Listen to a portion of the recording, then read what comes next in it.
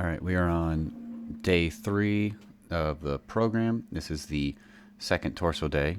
We are starting on a superset that begins with simple overhead press. Pretty simple form going here, like you've been seeing all week, so controlled, especially on the eccentric. We are going down to the bottom of the comfortable range I can, not trying to maximize strength output, trying to maximize actually working and stimulating the muscle. That's what we have here. And I can only watch this so much. Let's cut. The barbell rows are one I've only figured out more recently. I've gone back and forth on them over the years. Recently, like you're about to see here, lightening the load, only doing 135 for someone my size. Focusing much more on the form, going slowly down into the stretch. Really pretty much the form that you would see like Dr. Mike Israetel show. I think he did one demonstrating this with Alex Leonidas, largely where I got inspired from, tried it out, love it. It's what I do for the program, so that you see the exact same form here. Notice these, my shoulders pull forward at the bottom to stretch out the muscles before I come back up. Try to keep it as controlled as I can. Now this is the one day in the program where I have seated calves actually programmed. I believe I mentioned previously on all the days where I put in standing calves, like really any calf variation will work. In my gym there's multiple different calf stations. You see several of them behind me in the background.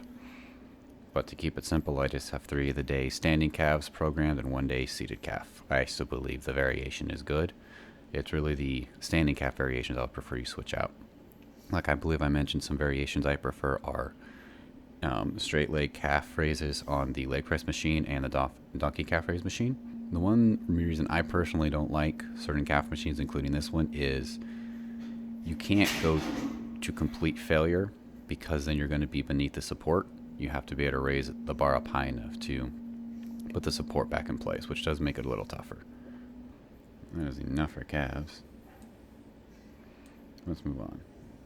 Our second superset of the day is the Flye press or barrel press. This is going to be supersetted with some pull-ups, weighted if you can do, if you have the strength left after rows, do them with proper form weighted. But for any of those who haven't seen the Flye press or barrel press, it is a combination between a dumbbell bench press and a dumbbell fly. You could do either of them, honestly, whichever works your chest better. This is all about hitting the chest muscle without working the shoulders too much, giving the shoulders a brief break, while making sure we hit the chest really good. And of course the next superset we're hitting more shoulders again. I just prefer the overall mix of the stretch and the press from this variation. If you do it right, go down slow, pause at the bottom, let everything stretch out. You do not need to use a lot of weight. As you see, I think I have only 35-pound dumbbells for this, which for a guy my size, training history, is not a lot of weight. So the variation that I enjoy doing for these right now is with the neutral grip, sort of moderate grip length width pull-ups here. And with the strict form I'm using, even the 45 pounds I've added is probably a little bit much, trying to go down to the bottom. And in order for me to try to manage to hit the reps, I'm actually rushing the eccentric ever so slightly. It's still mostly pretty good form, but it would be better for me to probably drop the weight. For the second set of the day, I ended up going body weight. But between this first set and the rows previously, I didn't have a lot of reps left in me. Alright, final portion of this superset. The sit-ups. Any form of sit-up that obviously works the abs good will work. I have the decline, well, in the program, in boost camp, it's the decline crunch, but really I mean decline sit-up program twice a week, I believe. You could do another thing. We have a good machine in the gym that I like as well. Could also do these on the glute ham raise, whatever allows you to do a good sit-up that can also be overloaded as you get stronger. I believe I mentioned these cues in a previous video on the sit-up, but for me, I'm having to really focus on both actively feel the abs resisting going back and feel them get stretched under resistance going back to make sure I'm primed to cue and contract with them, and then actively focus on contracting with the abs and have that spinal flexion go forward, so that way I don't use the hip flexors. So I have to keep my mind on the cues a lot, which I found actually is the advantage of using a well-built machine. It forces you into that motion pattern anyway. We'll call that the end for this superset so it doesn't go on too long. Here we are, the beginning of the third superset, the Smith machine incline bench, or the guillotine that I've used, guillotine style. Everything you've seen before, slow and controlled, especially the eccentric, emphasize the stretch, and especially because it's on the Smith machine, you can really push to failure. You can do it through a different way, such as once you've done your final full rep, just hold at the top for several seconds over breath and try to squeeze out more.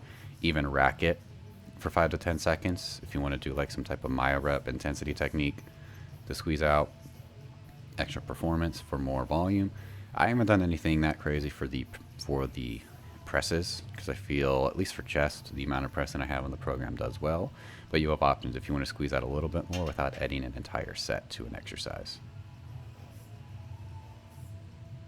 And now the final back movement for the day, the shrugs. Just to give you a little bit of variation, I have on the program these shrugs recommended to be a little bit heavier for lower reps, 15 to 20 instead of 20 to 25.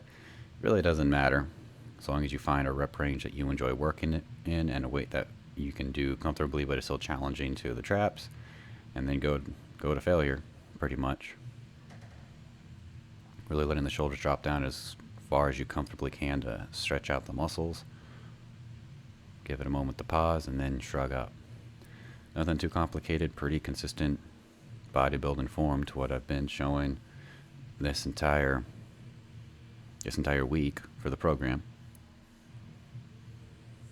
If you really dig into these, they're not fun. One cue that I learned for myself is lean the head forward.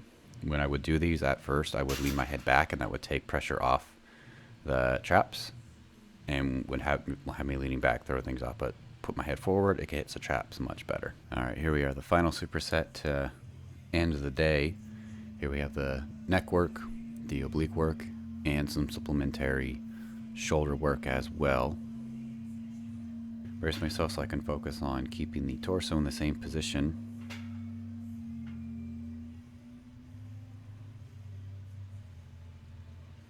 When I was using 25 pounds and below, the plates were small enough I could just do these seated, leaning forward a bit.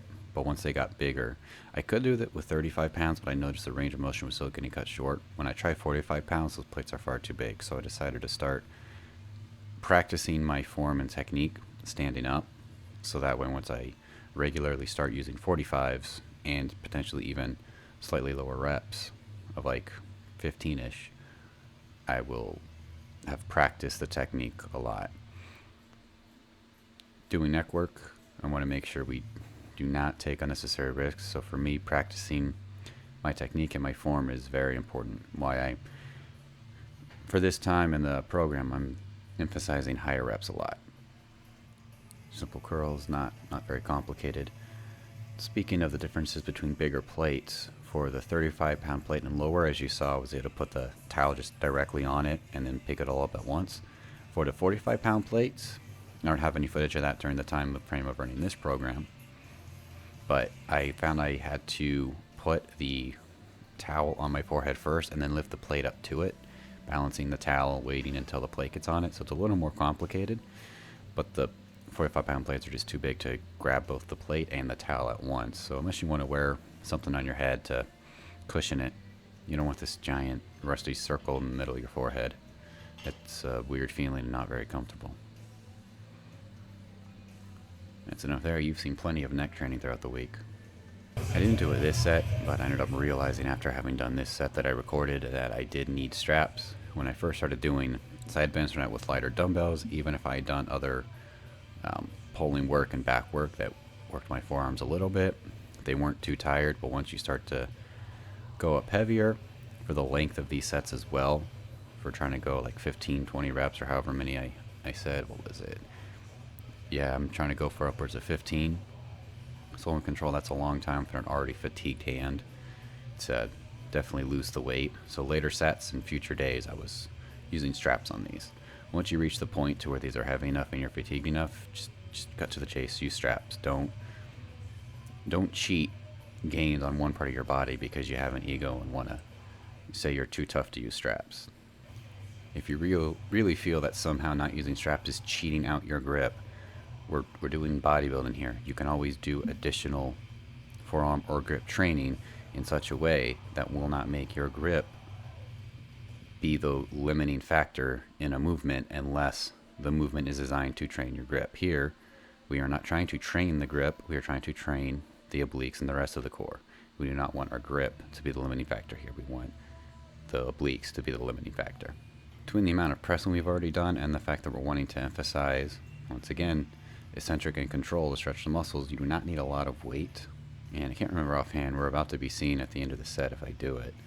But once you reach the point where you can't do a full rep that you would consider worth tracking normally, you can still absolutely do partials afterwards. You won't be able to move very far.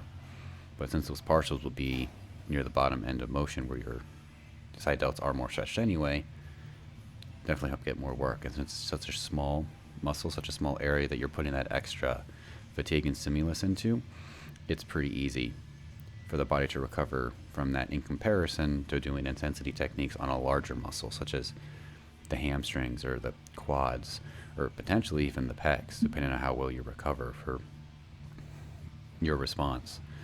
Side delts, you can push them a little bit harder, at least from what I've gathered from most people's experiences, including mine. So say I've taken a breath and now I'm trying to push out some more. I know I only have 2 sets, so I want these 2 sets to count.